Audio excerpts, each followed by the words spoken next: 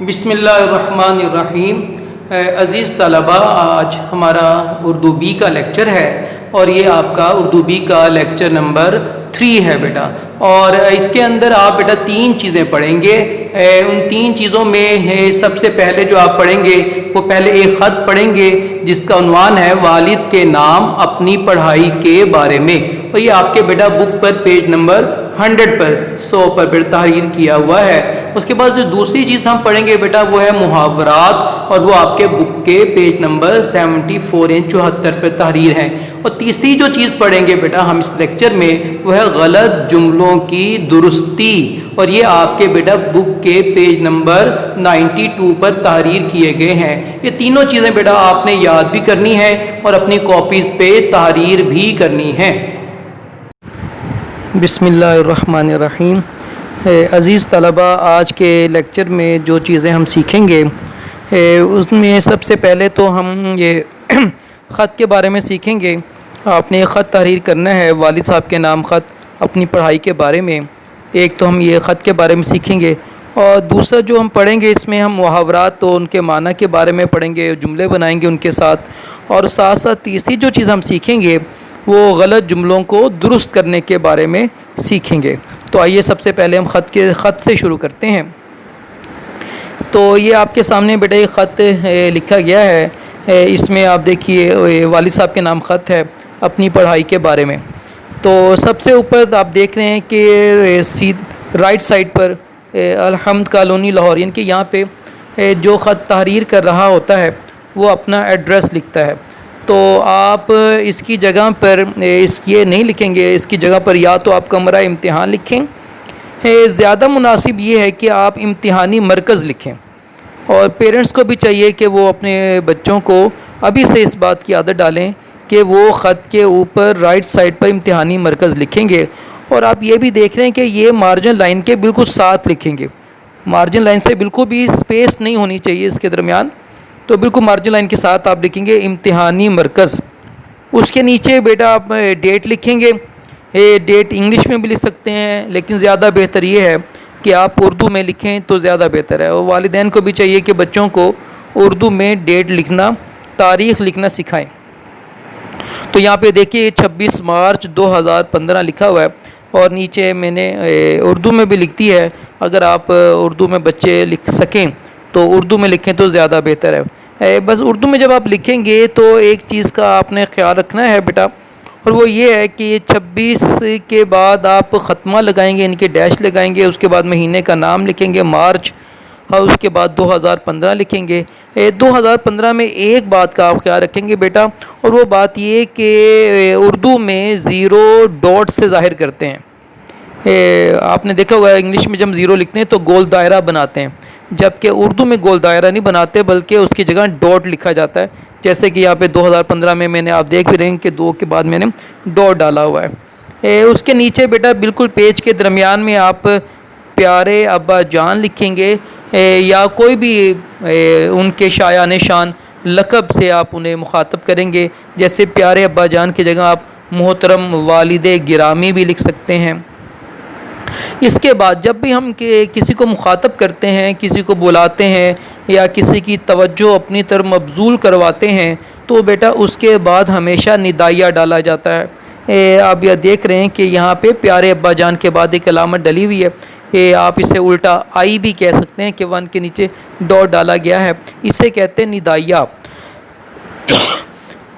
جب بھی کسی کو مخاطب کریں گے تو اس کے بعد ندائیہ لازمی آتا ہے، جیسے کہ آپ نے درخواست لکھتے ہیں، اور درخواست میں جب ہم جناب عالی لکھتے ہیں تو جناب عالی کے بعد بھی یہی والی علامت یعنی کہ ندائیہ لگائی جاتی ہے۔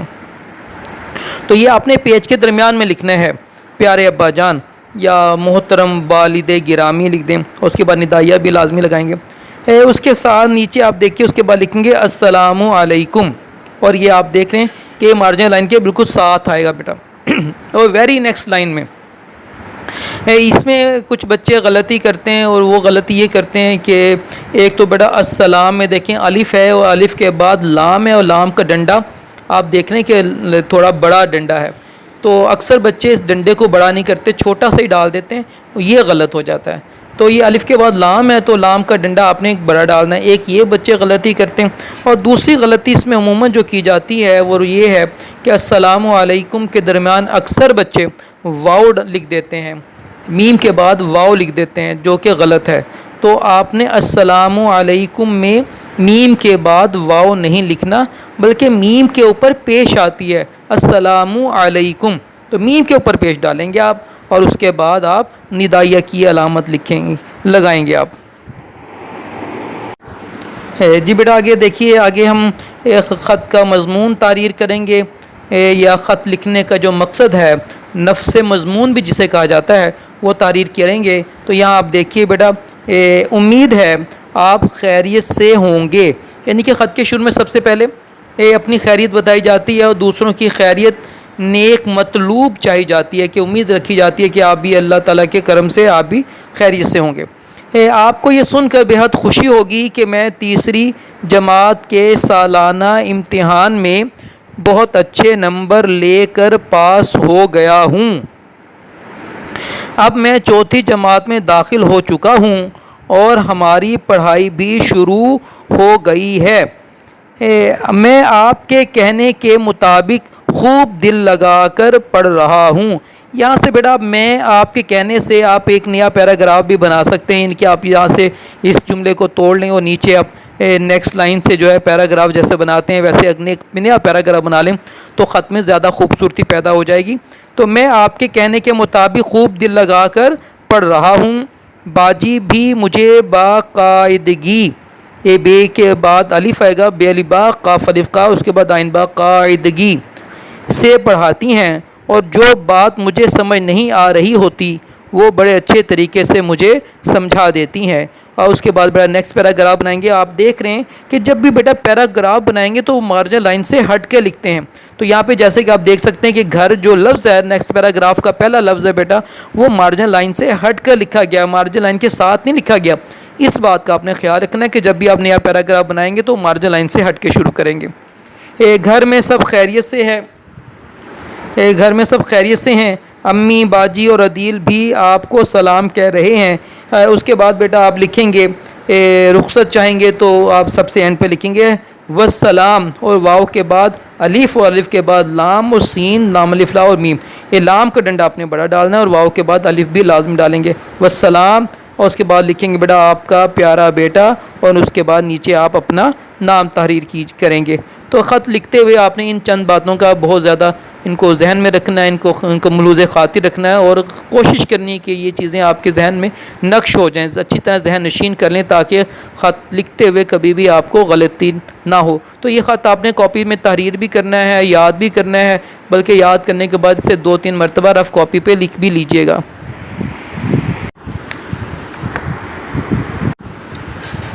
آئیے بیٹا اب ہم محاورات کے بارے میں پڑھتے ہیں. آپ کے فرسٹ ٹرم کے جو سلیبس میں یہ کچھ محاورات بھی شامل کیے گئے ہیں. سب سے پہلے تو آپ محاورہ کی تعریف دیکھیں گے کہ محاورہ کسے کہتے ہیں. تو بڑی توجہ سے بیٹا سمجھیے گا کہ محاورہ کہتے ہیں دو یا دو سے زیادہ الفاظ کا ایسا مجموعہ. پھر سنیے بیٹا, دو یا دو سے زیادہ الفاظ کا ایسا مجموعہ جو اپنے حقیقی معنی کی بجائے مجازی معنی میں یا غیر حقیقی معنی میں استعمال ہو, اسے محاورہ کہا جاتا ہے. مطلب وہ لفظ اپنے حقیقی معنی میں استعمال نہیں ہوتا, غیر حقیقی یا مجازی معنی میں استعمال ہوتا ہے. جیسا کہ آپ یہ پہلا محاورہ دیکھیے, آسمان سے باتیں کرنا. تو باتیں تو آپ کو پتہ انسانوں سے کی جاتی ہیں, آسمان سے تو کوئی باتیں نہیں کرتا. تو یہاں پہ باتیں کرنے کا جو لفظ ہے بیٹا, یہ اپنے حقیقی معنی میں استعمال نہیں ہوا, غیر حقیقی یا اسے ہم مجازی بھی کہتے ہیں, اس کے معنی میں استعمال ہوا ہے. تو اس وجہ سے یہ بیٹا محاورہ کہلائے گا. تو آسمان سے باتیں کرنا کا مطلب ہوتا ہے بہت بلند ہونا. تو اس کا جملہ دیکھیے بیٹا, ہمالیہ کی چوٹی آسمان سے باتیں کرتی ہے. دوسرا دیکھیے بیٹا, دوسرا محاورہ ہے اینٹ سے اینٹ بجا دینا. تو اس کا مطلب ہوتا ہے تباہ و برباد کر دینا. تو اس کا جملہ ہوگا حملہ آور فوج نے شہر کی اینٹ سے اینٹ بجا دی۔ یہ اگلا محاورہ دیکھیے بیٹا آگے ہے، اپنے منہ میاں مٹھو بننا۔ تو اس کا مطلب ہوتا ہے بیٹا اپنی تعریف آپ کرنا، یعنی اپنی تعریف خود کرنا۔ تو اس کا جملہ دیکھیے، لوگ تو اسے اچھا سمجھتے نہیں، وہ اپنے منہ میاں مٹھو بنا پھرتا ہے۔ اس کے بعد بیٹا دیکھیے آپ، اس کے بعد اگلا محاورہ ہے اپنا الو سیدھا کرنا۔ تو آپ اس میں دیکھ سکتے ہیں اپنا الو سیدھا کرنا کہ اپنے ہی فائدے کا سوچنا۔ تو یہ بھی بڑا اپنا ہی فائدہ سوچنا۔ تو اس کا جو جملہ بنائیں گے بیٹا وہ جملہ اس طرح سے ہوگا کہ آج کے دور میں ہر شخص اپنا الو سیدھا کرنے میں لگا ہوا ہے۔ اس کے بعد اگلا محاورہ دیکھیے بیٹا، آٹے میں نمک۔ تو آٹے میں نمک کا مطلب ہوتا ہے بیٹا بہت تھوڑی تعداد۔ تو پاکستان میں ہندو آٹے میں نمک کے برابر ہیں، یعنی کہ بہت کم تعداد میں ہیں۔ اس کے بعد دیکھیے بیٹا باغ ہونا، اس کا مطلب ہوتا ہے خوش ہونا۔ تو بیٹے کی کامیابی کی خبر سن کر ماں کا دل باغ ہو گیا، یعنی خوش ہو گیا۔ تو یہاں پہ دیکھیے باغ کا جو لفظ ہے اپنے حقیقی معنی میں استعمال نہیں ہوا، کہ باغ تو بیٹا وہ جگہ ہوتی ہے جہاں پہ پھول اور پودوں کی کثرت ہوتی ہے، وہ گھاس اگی ہوتی ہے۔ تو یہاں پہ جو باغ جو ہے بیٹا وہ اپنے اصلی معنی میں کیونکہ استعمال نہیں ہوا، تو یہ اپنے غیر حقیقی معنی میں استعمال ہوا ہے، کہ خوشی کے معنی میں استعمال ہوا ہے، لہٰذا یہ محاورہ کہلائے گا۔ اس کے بعد بیٹا اگلا لفظ دیکھیے، بال بچنا۔ تو اس کا مطلب ہوتا ہے مشکل سے بچنا۔ تو اس کا جملہ لکھیں گے، حامد بس کے حادثے میں بال بچ گیا۔ اور آخری محاورہ جو بیٹا آپ کے سلیبس میں شامل ہے وہ ہے باتوں میں آنا۔ تو اس کا معنی ہوتا ہے بیٹا دھوکہ کھا جانا۔ اس کا جملہ ہم لکھیں گے کہ احمد لالچ کی وجہ سے دھوکے باز کی باتوں میں آ گیا۔ تو یہاں تک بیٹا یہ محاورے آپ کے سلیبس میں شامل تھے۔ یہ محاورے بیٹا ان کے معنی اور جملے آپ نے یاد بھی کرنے ہیں اور اپنی نیٹ کاپیز میں اتارنا بھی ہے۔ آئیے بیٹا جی اب ہم غلط جملوں کو درست کرنے کے بارے میں پڑھتے ہیں بیٹا۔ یہ بھی آپ کے سلیبس میں فرسٹ ٹرم کے سلیبس میں شامل ہیں۔ تو پہلا جملہ آپ دیکھیے بیٹا، اس میں وہ ہے اسلم نے لگائی ہے چھلانگ۔ تو یہاں پہ دیکھیے کہ الفاظ کی ترتیب غلط ہے۔ اسلم نے لگائی ہے چھلانگ ایسے جملہ ایسے نہیں ہوتا، بلکہ جملہ ایسے ہوتا ہے اسلم نے چھلانگ لگائی ہے۔ فعل ہمیشہ آخر میں آتا ہے، تو یہاں فعل انہوں نے شروع میں لکھ دیا، اس وجہ سے یہ جملہ درست نہیں ہے۔ تو صحیح جملہ ہوگا اسلم نے چھلانگ لگائی ہے۔ اس کے بعد دیکھیے بیٹا، کوئی مرض لا علاج نہیں ہوتی۔ اس لفظ میں جملے میں دیکھیے جو مرض ہے نا بیٹا، یہ مؤنث کے طور پر استعمال کیا گیا ہے، حالانکہ ایسا نہیں ہے۔ جو مرض لفظ ہے یہ مؤنث نہیں بلکہ مذکر ہوتا ہے۔ تو اس کا درست جملہ ہوگا کوئی مرض لا علاج نہیں ہوتا، یعنی کہ مذکر فعل آئے گا۔ اس کے بعد دیکھیے بیٹا، اس کا اردو اچھا ہے۔ تو لفظ اردو جو ہے بیٹا یہ مؤنث ہوتی ہے، تو لہٰذا اس کے بعد اس کے ساتھ اس کی اردو اچھی ہے، تو کی لگے گا، کا نہیں لگے گا۔ اس کے بعد دیکھیے بیٹا، لڑکیاں سبق پڑھ رہی تھیں، تو پڑھ رہی نہیں ہوتا بلکہ پڑھ رہی تھیں آئے گا۔ تو یہاں پہ ہے چھوٹی رہی تھیں آئے گا۔ تو پانچواں دیکھیے بیٹا، اسلم امتحان میں فیل ہو گیا۔ تو یہاں پہ لفظی غلطی ہے بیٹا جملے میں، اور وہ یہ ہے کہ فیل جو ہے بیٹا وہ فے آئین لام نہیں ہوتا بلکہ فے یہ لام ہوتا ہے۔ اسلم امتحان میں فیل ہو گیا ہے۔